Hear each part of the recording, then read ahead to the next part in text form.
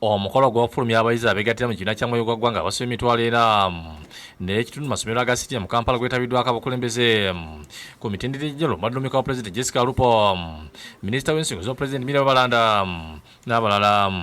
Omugenyi omukulu abadde Pulezidenti Museveni ng'awerekeddwako minisitule y'ebyenjigiriza n'emizannyo era First Lady Janet Kataha Museveni.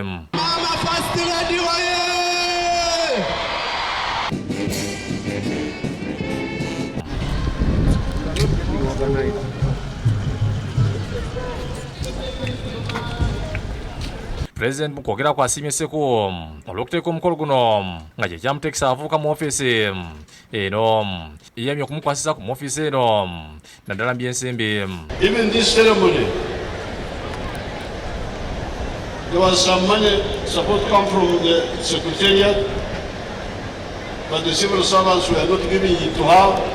And as I've already told Seku, I want the whole group to be mainly of young people so that they address their problems with the guidance of the elders. Akubiriza abayizi okunyiikira okusoma ebitabo okukwasa Katonda lwe bajja okubeera abawanguzi mu nsi eno.